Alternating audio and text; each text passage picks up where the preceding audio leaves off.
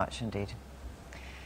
Tonight, around 20,000 Ukrainians have turned out in Kiev's Independence Square, scene of the Orange Revolution almost a decade ago. Tonight, protesting against their president's spectacular U-turn. He turned his back on a planned deal with the EU in favour of greater ties with Russia, the country's biggest trading partner.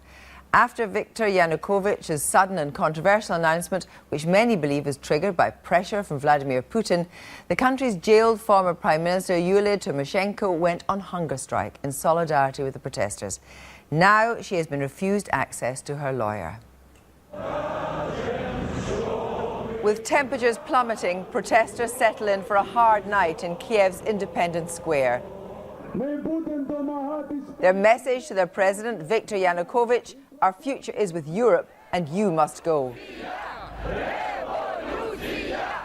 Their hopes were dealt a new blow today when Mr. Yanukovych turned his back on a deal for the Ukraine to edge closer to joining the EU by stoking bilateral trade and demanding democratic reforms. EU leaders accused Russia of pressuring him into the change. We may not give in to external pressure, not the least from Russia. The deal also dashed the hopes of jailed former Prime Minister Yulia Tymoshenko in prison for abuse of power. She was to be released as part of the EU deal. She is now on hunger strike until the deal is signed. No one knows when or if that will happen. A little earlier this evening, I spoke to Yevgenia Tymoshenko, her daughter, in Independence Square in Kiev. Yevgenia, your mother has apparently been refused the opportunity to see her lawyer today. What reason was given? Well, when the penitentiary system doesn't let lawyer in to see her, they don't give the reason, they just break the law. Today, there was no reason, legal reason given not to see her, and we are of course worried for her because she's on her 5th day of hunger strike and we are not sure what her state of health is right now. And when did you last see her? I saw her on her birthday, actually on the 27th of November, just before the Vilnius summit, and we were able to see her also after a lot of fights with penitentiary system.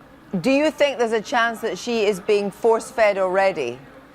We're not sure because we haven't seen her yet. You know, at the moment, after the failure of the signature, we see the new wave of repressions towards her, towards us, the defense team, and we're not sure how far they can go in, in aggression against her.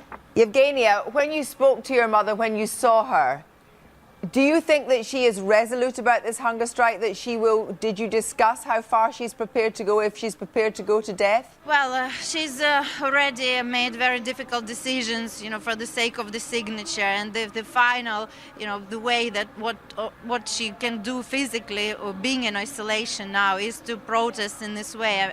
From one hand, I understand her, that's her way of showing her position, how strong she feels about signing the agreement and its failure. But on the other hand, I'm very worried about her health. Ukraine's in a hard place, isn't it? Because if President Putin puts pressure on over trade and jobs, what is Ukraine to do?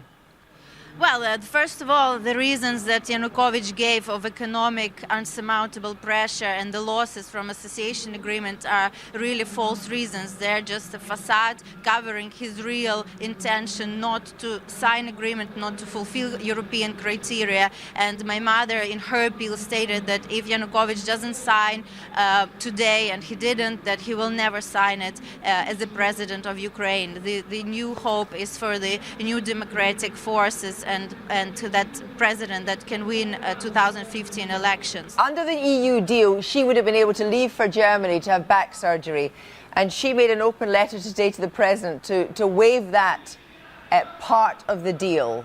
Was that a hard thing for her to do?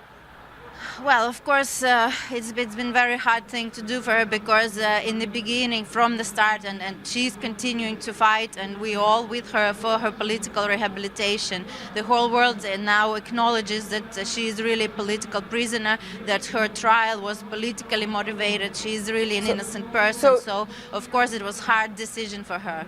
So does the Orange Revolution seem a very long way away now?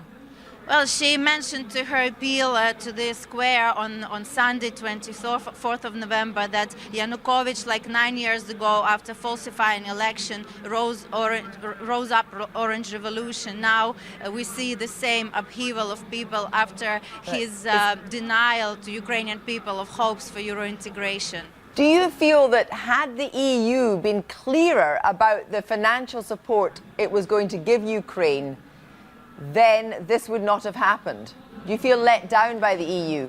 Well, I'm sure, and I know that European leaders were very clear, and also US leaders, about their support for the IMF funding and other monetary help and support for Ukraine. But what the European Union is proposing is much more than just monetary help. It's a political, civilizational change for Ukraine, whilst other agents of pressure for Ukraine offer short-term bailouts, which would mean Yanukovych will have to trade away Ukraine's independence bit by bit, and that's what these people are against. So there's no sense there of any betrayal by the EU for not coming up with more support and help? I think that European leaders have done, in this last 5 years, since the movement towards association agreement and DCFTA has started, they've done everything they could. Plus, they proposed humanitarian and rescue for my mother's illegal situation and legal incarceration, and we're very thankful to them for this support. Yevgenia Shevchenko, thank you very much indeed.